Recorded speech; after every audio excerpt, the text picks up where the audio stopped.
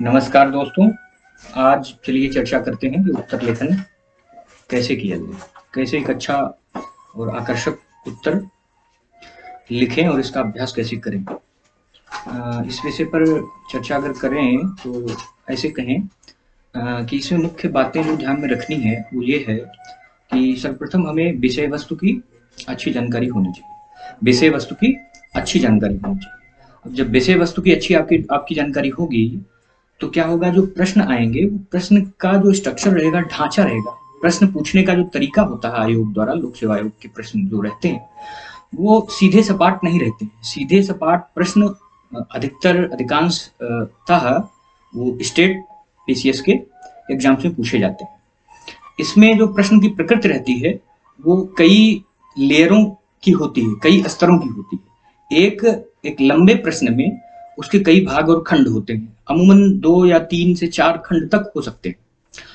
किसी एक घटना परिघटना या किसी किसी एक विशेष विषय वस्तु की के से संबंधित और उससे इतर संबंधित कोई दूसरे विषयों का को जोड़ करके एक प्रश्न पूछने की जो मिश्रित जो प्रश्न की शैली, एक अद्भुत शैली है, विलक्षण शैली जो संघ लोक सेवा आयोग की है, उसकी प्रकृति और उसके नेचर को समझने की हमें आवश्यकता है। तो सर्वप्रथम हम ये जानने का प्रयास करेंगे इसमें कि प्रश्न को समझें कैसे। सबसे पहले हमें क्या करना है, प्रश्न को समझना है। विषय वस्तु आपने जो पढ़ी है वो आपकी उसकी उपादेयता कितनी है, उसका हम प्रश्न को समझने के स्तर पर, और उसके बाद फिर आती है लेखन शैली। लेखन शैली और लेखन कैसे करें, प्रारंभ करें, ये दोनों बातें आती हैं। तो प्रश्न के समझने के स्तर पर हम करेंगे क्या कि प्रश्न को हम अच्छे से विधिवत ध्यानपूर्वक चैतन्य युक्त होकर के हम उसको पढ़ेंगे। यह क्रिया अमूमन पहले अभ्यास क्रम में थोड़ा समय आप दीजिए, उसके बाद जब इसका अभ्यास हो जाएगा तो 30 से 40 सेकंड में 20 से 40 सेकंड के बीच में प्रश्न के लंबाई के अनुसार और प्रश्न में जो पूछा गया है उसकी प्रकृति के अनुसार हमें समय लग सकता है। इससे ज्यादा समय ना दें, 1 मिनट से ज्यादा समय आप दे देंगे तो 7-8 मिनट में जो लिखना रहता है आंसर को, तो वो उत्तर जो है उसका आपका समय प्रबंधन हो नहीं पाएगा और 20 प्रश्न जो पूछे जाते हैं वो पूरा भी नहीं हो पाएगा। तो आप कोशिश करिए कि 20 से 40 सेकंड के अंदर तेजी से बढ़ते हुए और एकदम एकाग्र होकर के उसको अच्छी तरीके से प्रोसेस्ड वो जो है करते हुए उसको समझना है। तो प्रश्न के 2-3 खंड होंगे, तो उसका एक मूल खंड होगा जिसके इर्द गिर्द सेंटर होगा, उसके इर्द पेरिफेरी में कई जो उसके खंड होंगे, उन खंडों को जोड़ते हुए पहले मूल खंड की पहचान करनी कि अच्छा ये सब प्रश्न में जो आयोग है उस प्रश्न को के मूल में क्या है, यानी कि वो पूछना क्या चाह रहा है, उसका कोर क्या है, ठीक है, उसका निहितार्थ क्या है, वो निहितार्थ जानना चाहेगा। उसके बाद में उसको अब निहितार्थ से कनेक्ट करने के लिए कुछ उसके पेरीफेरी में 2-3 खंडों को सहायक जो है भाग के रूप में उसको जोड़ करके प्रश्न पूछेगा।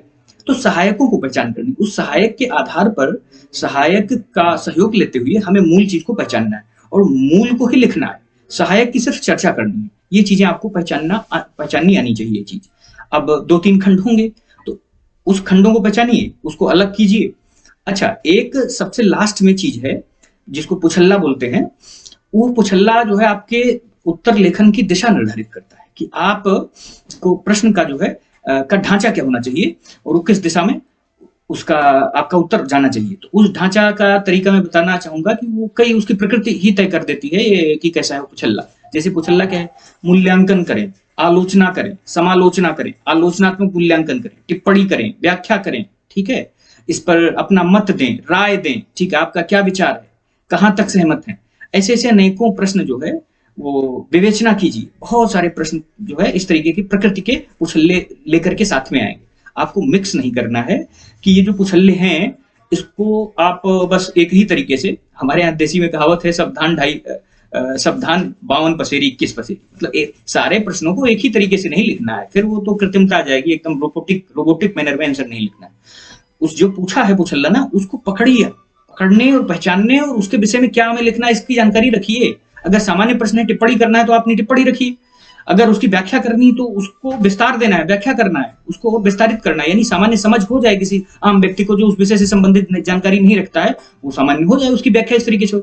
जब आलोचना की बात आती है तो आलोचन करना, आप आलोचन का अर्थ अगर हिंदी भाषा के किया जाए क्रिटिसाइज, तो क्रिटिसाइज वो वाला नहीं कि नकारात्मक नहीं, नकारात्मक इसका अर्थ नहीं लेना चाहिए। आलोचना का मतलब ये शब्द आ और लोचन, लोचन शब्द से बना है।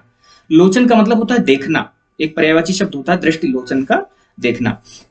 तो देखना कैसे देखना, आ का मतलब होता है पेरीफेरी, परिधि, आवरण का मतलब होता है विस्तार, तो उसको विस्तार से देखना। विस्तार से देखने का मतलब होता है जैसे किसी हम एक चीज को देखेंगे, किसी एक वस्तु को देखते हैं तो हम विस्तार से देखते हैं, उसके पूरे आवरण को देखते हैं, उसके पूरे पेरीफेरी को देखते हैं, संपूर्ण रूप में देखते हैं।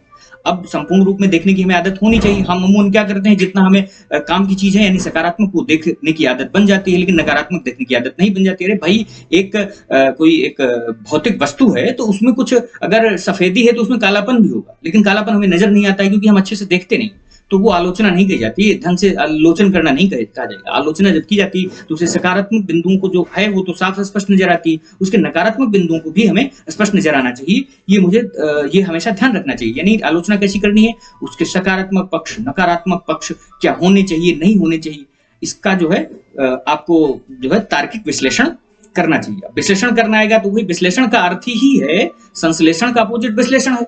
किसी एक संपूर्ण भाग को हम छोटे छोटे पार्ट में तोड़ करके, टुकड़ों में तोड़ करके हम उसकी चर्चा करते हैं, विश्लेषण हो गया। विश्लेषण का मतलब ये होता है कि हम समस्या को कितने छोटे अंगों में और कितने स्पष्ट अंगों में हम रख सकते हैं। अब स्पष्ट भाग और छोटे भाग और सूक्ष्म भाग, और जितने संभव आपके समझ जो आपकी बताती है, समझ कहती है, उसके संभव तरीके आप रख दें उसको, ठीक है। अब यही हर अभ्यर्थी का अलग अलग अपना विश्लेषण का तरीका हो सकता है, क्योंकि सबके आयाम और देखने का दृष्टिकोण, नजरिया अलग अलग हो सकता है, ठीक है। सबकी तो उस अनुसार वो विश्लेषण करेगा, तोड़ेगा उस चीज को, और यही उसकी योग्यता की परख हो जाती है कि किस तरीके से वो तोड़ रहा है, उसका विवेचन किस तरीके से, उसका देखने का तरीका, नजरिया क्या है। तो ये विश्लेषण की योग्यता उसमें समझ में आ जाती है। उसी तरीके से समालोचना, समालोचना में सम शब्द लगा हुआ है, यानी आलोचन हमें करना है तो ये नहीं कि 70% भाग 50%, 70% भाग नकारात्मक लिख दिए या सकारात्मक लिख दिए, बाकी का सकारात्मक या नकारात्मक, इस तरीके से नहीं करना। समान आलोचना करनी है। और समालोचना वास्तव में कुछ जैसे कुछ ही गंभीर मुद्दे होते हैं, उन्हीं पर समालोचना की जाती है, सारे मुद्दों पर नहीं, ठीक है। तो समालोचना का जो की स्थिति होती है वो आलोचना से मिलती जुलती है, लेकिन उसमें थोड़ा बैलेंस का फैक्टर रहता है, देखना रहता है सकारात्मक नकारात्मक बिंदु का, ठीक है। ये समालोचना का व्याख्या तो बता ही दिया। इस तरीके से मैंने एक नमूने के तौर पर दो चार चीजों की संक्षिप्त में बताने की कोशिश की है। बाकी इसी तरीके से आपको उछलनों की समझ होनी चाहिए हमारी, ठीक है। जब तक इसकी बेसिक समझ नहीं होगी तब तक आप बिना किसी दिशा के, दिशाहीनता में जो है आप प्रश्न लिखना शुरू करेंगे, तो फिर जो है वो प्रश्न क्या हो जाएगा, कृत्रिमता आ जाएगी, उसमें बोझिलपन आ जाएगा, उसमें कोई तर्कसंगतता नहीं रहेगी, विषय प्रश्न के संगत नहीं रहेगा, उत्तर संगत नहीं होगा आपका। तो इस चीजों का हमें ध्यान रखना है। फिर अगली चीज आती है कि हम हमारे उत्तर का ढांचा क्या रहे। अमूमन जो है सामान्यतः ये होता है कि हम 3 भागों में इसको बांट देते हैं, ठीक है। पहला क्या है, पहला हम उसको उसका इंट्रोडक्शन लिखते हैं, पार्ट, प्रस्तावना जिसको बोलते हैं। उसके दूसरा मुख्य भाग होता है जिसको बॉडी बोलते हैं। अंतिम में उपसंहार कर देते हैं, कंक्लूड कर देते हैं संक्षिप्त में।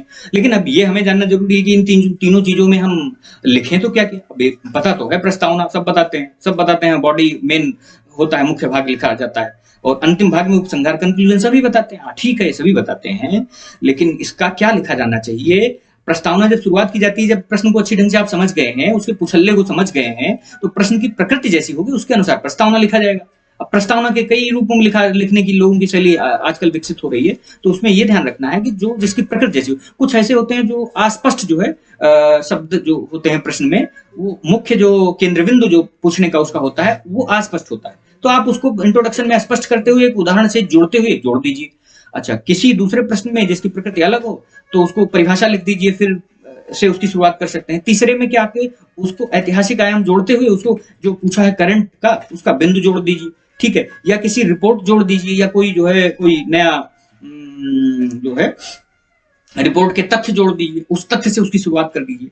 और इसके से इतर जो है एक अन्य शैली हो सकती है कि उसकी जो है गंभीरता को आप जोड़ दीजिए, जोर देते रहिए, कमियों को जोड़ देते हुए फिर आप बताइए कि हमारा जो है झुकाव किस तरफ आगे जाने वाला है, उसका संक्षिप्त जो है झलक एक दिखा दीजिए, जिससे जो है एक जागरूकता पैदा हो परीक्षक के मन में चेक करने की कि हाँ आगे ऐसा लिखा होगा वो, ठीक है। एक मोटी मोटी अवधारणा उसके मन में बन जाए।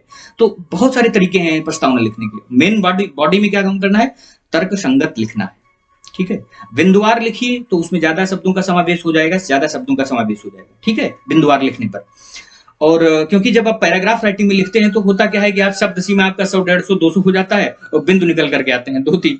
अब 2-3 बिंदु में आपको अंक कितने आएंगे? 2-3 नंबर भी आ जाएंगे, बस यही बहुत है। तो आप कोशिश करिए, ब्लफ मत करना चाहिए। जब आपका जो है औसत ज्ञान की सीमा कम रहती है तभी आप पैराग्राफ राइटिंग में लिखते हैं। आप 4-5 लाइन, 6 लाइन की पैराग्राफ लिखे, उसमें एक बिंदु निकला। आप बिंदुवार लिखिए तो उसमें क्या होगा, एक लाइन में आपके वो सारे संक्षिप्त में सारा वो जो है समाहित हो गया, विषय आ गया। तो इस तरीके से 7-8 जब बिंदु लिख देंगे, अच्छे अंक आएंगे। तो बिंदुवार लिखने का प्रयास करें, ठीक है। टू द पॉइंट लिखें, प्रिसाइज लिखें, ठीक है। और विषय संगत लिखें, विषय से इतर भटकने की कोशिश ना करें, अतार्किक ना लिखें, ठीक है। जो पूछा गया है वही लिखें।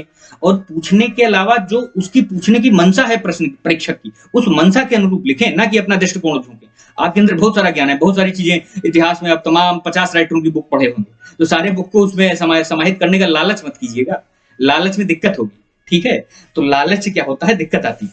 तो बस तर्कसंगत लिखिए, संक्षिप्त लिखिए, ठीक है। और सारगर्भित लिखने का प्रयास कीजिए। बाकी आगे जो है इसको हम आगे बढ़ाएंगे इस श्रृंखला को, ठीक है। धन्यवाद।